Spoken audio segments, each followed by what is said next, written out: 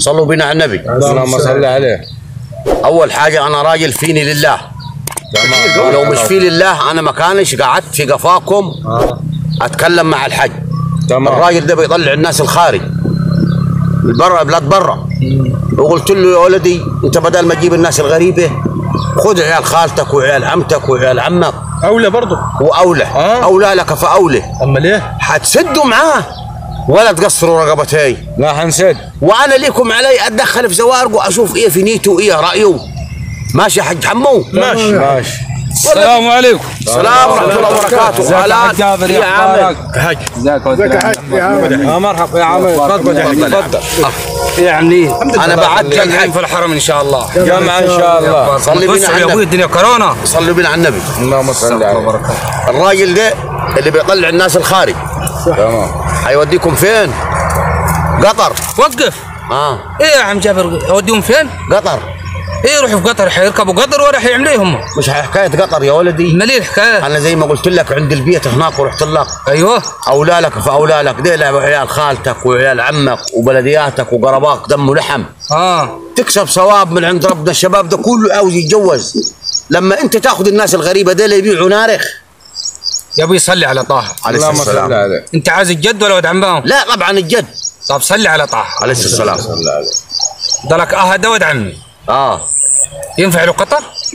ليه؟ لو عاد ما ترد علي بالله عليك. ماله ايه فيه؟ ليه مالهم؟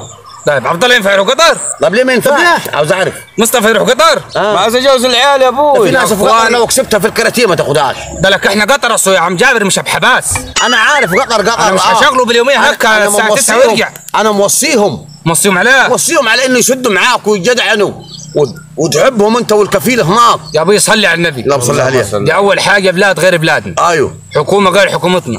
ايوه. بشر غير البشر. ناس بتلعب بالفلوس. ايوه. صليت على النبي. مش هتبص على اليوميه ابو نص دينار وابو دينار ونص. انت فاهمني؟ يعني والجماعه دول ضروا على شغل ال 30 جنيه للساعه 7 ويرجع هوب يتلكلك يستحمى ويرمي نفسه تحت المروحه ومع العشاء يروح يفرتكها على القهوه. صليت على طه عليه السلام. لكن انا لو خدت الجماعه دول زي ما انت ما بتقول يبقى انت لبسني في الحيط. ليه يا صاحبي؟ كده انا جيت قراب من قطر. ليه؟ ومش هسلم غير في طيبه هنا. اجيبك مراكز يعني؟ مراكز امال ايه؟ عشان التصرف مش هو تصرف. طب انا يا اولاد مش لي 4 ايام بوصي فيكم؟ حصل ولا ما حصلش؟ حصل يا عمي. واحنا يا محمود الصدق الراجل ده صبي يا اولاد. وبعدين هذا انتوا لما ترفعوا رقبته هناك ترفعوا من شأنه. لا وهقول لك على حاجه ثانيه. سيبكم من ال 30 جنيه دي ترموها هنا. ودينا السعوديه. لا وهقول لك على حاجه ثانيه. وبقول قطر. ما رحنا السعوديه يا محمد جبنا شغله الشاشه هلا. صل على طه. اللهم صل عليه. ضلك انا من 12 سنه لما كنت في السعوديه. وخدت عبد الله معاي. صليت على النبي. اسالوا زمهم ايه حصل. ايه حصل عبد الله؟ قعد 15 يوم هناك ويقول يا باي يا باي يا باي يصرخ. انت فاهمني؟ اشترى له عمره. قصدي اشترى له هناك احرام. لفتين حول الكعبه. ولما رجع الشطف جمع العشاء. ايه يا عبد الله؟ قال لي في شمال يمين. قال لي من بلدي يخلق. يا ولدي فيه لبس. قال من بلدي يخلق. انا اللي جاي عشانه وعملته. ايه؟ وما جيبش غير الشاشه ده عم جابر. كل اللي يروح السعوديه بيعمل عمره ويرجع. لا يرضيك الكلام ده؟ لا يا عمي. لبسني في الحيط وجابني مراكز وبسببه جيت نهائي. طب ليه يا عبد الله؟ قلت على عملت لي حجه وجيت على كده على طول. صبي كيف كلمك الراجل ما تردش عليه ليك؟ لبست ولا واقع؟ الراجل ده شغلني مع كفيل يهودي ما عرفش الله من الشيخ. انا معاه. واحنا يهودي يا ولدي واحنا ناكل عيش. يهودي ولا مسلم احنا ايه لينا غير لقمه عيش؟ ليه؟ انا هنقي له الكفيل؟ لا. كل واحد وحظه. انا هنقي لك في المقطاف؟ لا. دي مش غله يا عم جابر. هنقعد نكيل. بنقعد على الطبليه 5 6 فيل بياخذ. ده بتاكل وتشرب وتشتغل وتتاقلم مع ده ومع ده. انت فاهمني؟ ايوه. طيب يا عم جابر انا هقلم نخل. مصطفى راح 15 يوم سافر. كان راح العلمين وراح فين؟ جاء حتى شنطه سابها هناك. ما سرقت. طب سرقت في القطر. طيب رد يا عم. انا طلع سواق خاص قالوا لي عن عادي هناك ينفع. طب ما هو السعوديه ولدي ما عندهاش زي القاهره سواق. انت سواق حتسوق المترو هناك. السواق هناك ممكن يودوه يبقى جنايني. هو السواق هناك ايه؟ ويرعن عاج. انت فاهمني؟ زي ما يقول لك تطبل. طب مال انت رايح تاكل عيش ولا رايح تعمل ايه بالظبط؟ وتربط الدحش مطرح ما يعوز صاحبه. والسعوديه غير بلدنا يعني هنا انت شغال سواق. يعني الكفيل يشتغل غير سواق. راح هناك يصرخ يقول فين الطاره؟ لا. انت في الموقف. انت في السواق في السعوديه زي ما يميلوا هات وقيد يجيب وقيد، هات دفره يجيب دفره. انا صلي على النبي اطلعهم في حاله واحده عشان اربط الواحد فيهم يتفلفتش. اللي يطلع قطر ناوي يطلع والشروط والراتب حقولها له اكله وشربه يدفع من هنا 50,000 عشان يعرف هناك يقرص على نفسه ويعرف ان عليه دين ويعرف يتقرب. كثيرة 50,000. لا صبيه كثيرة. لا صبيه يا ولد انت 15 يوم اشتغلتوها هناك حتعملوها كم هناك؟ 15 يوم 50,000. وبعد كده انا راجل هنا باجي بشتري لي قراط فدان. انا عارف. معك حمو احمد عمي لزم اشتغل له 3-4 شهور قبض له كان 2000 ولا 3 ريال جا صرفهم هنا القى راكب على الدرباس وبيقيس. لا عايز اشتري قراطي لو معي 50,000 حدفعها لك، اما اللي حروح هنا ليه حنروح؟ وهذا تصرف ليه عايز تروح؟ عاوز اكل نص. هناك ال 50 بتبقى 150. ليه؟ لان الشغل هناك في قطر يختلف على بلدنا. هنا بتقعد تجيب ال 1000 جنيه تقعد تكحت بيه القصب كله وتاخذ بعد القصب يعني عم جاب حركه الطيارات هناك يختلف. لا الماهيتها حلوه يا اولاد. ابوي انا قلتها لك هيني 20 اللي عايز يمسك جلاكسي محفرته تبقى مليانه ايوه وراجل يتبرفن وهو طالع يروح قطر يكيش يطلع على قطر. اللي حيجيب له الفلوس في العشيه حيسافر مع الراجل. خليه حتى 20 عاوز يقعد بشبشبه لما يجيب له دوالي يخليه بارك هنا. جاب الاملاح والحصو. جاب الاملاح والحصو. شباش بتجيب الحصو دي اللي قعدتوا شابكين فيها الواحد اما ليه بتنادي عليه وقعد ماشي ما سمعش من الشبشب. الشبشب كلو يا راجل الشبشب من الهواء دبنه. مش احسن من البلاستيك اللي بيزحلقنا.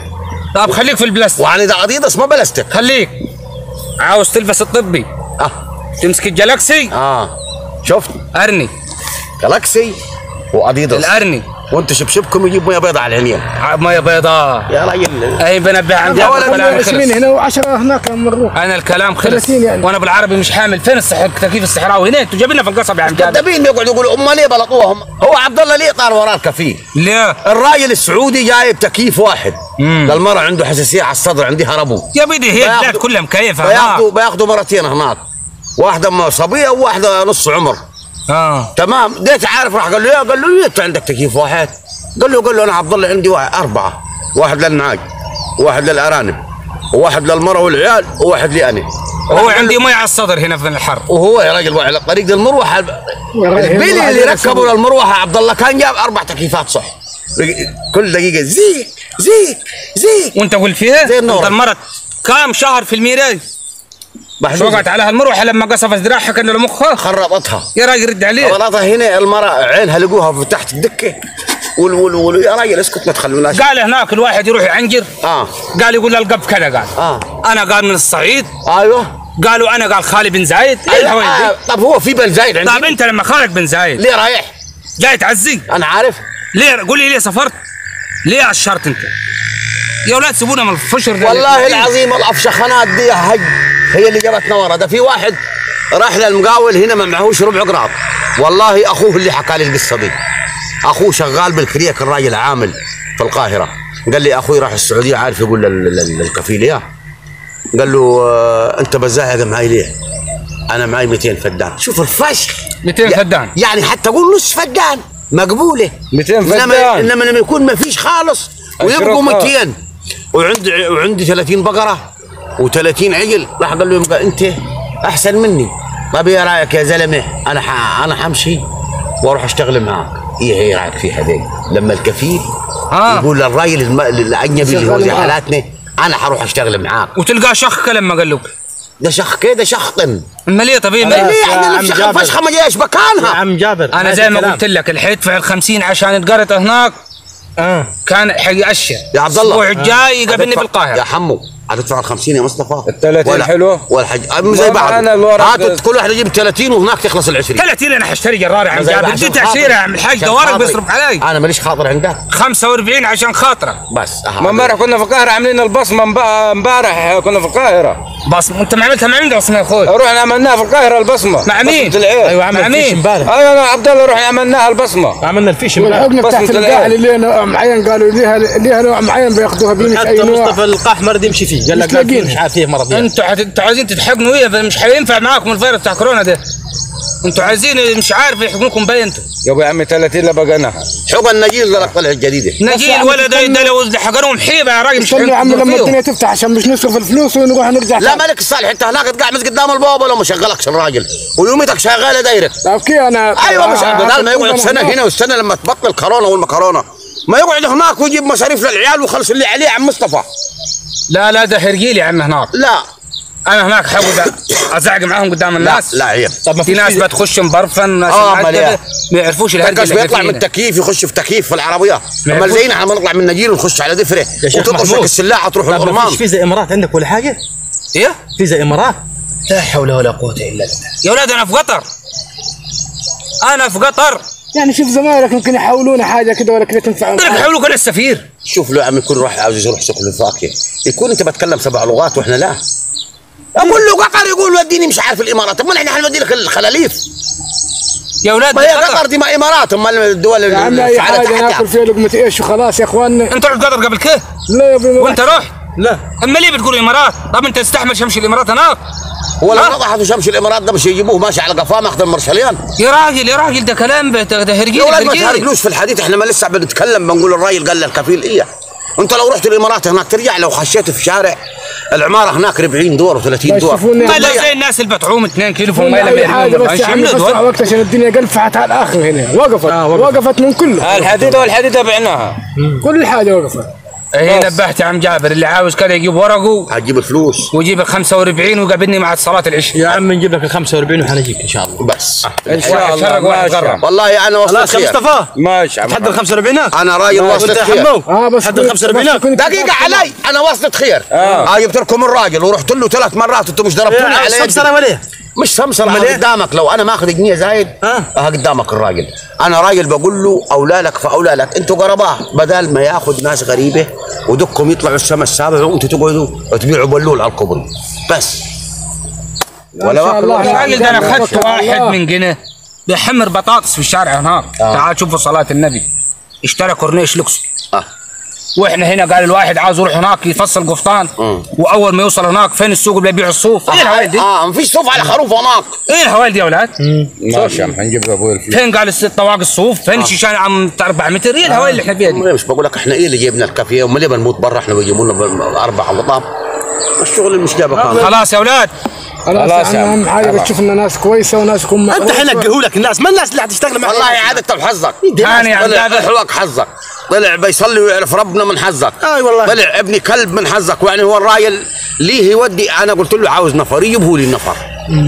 خلاص يا ابوي. خلاص يا اولاد حجيب الفلوس شويه. الفلوس والورقات. حجيب الفلوس حروح معاه للراجل. عايز يمسك الجلاكسي يجيب ورقات والفلوس. وما ريحتوش ينهرده. ما ريحتوش ينهرده. وريحت على الراس. بص انا راجل ما بتكلم برتبط من لساني. مش حابل بيركبوه لي في راسي.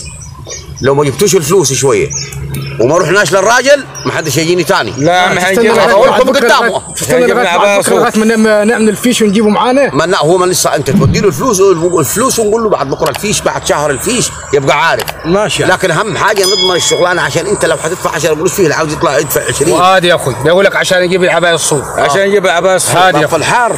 هذا جاي الشتاء. هذا لو سافر حاجه بدك. هذا انت لا حيك صوف ولا غير صوف. ولا حيحضر الفلوس والورقات وحجي لك. بعد صلاه العشاء. سلام سلام سلام يا مقاول.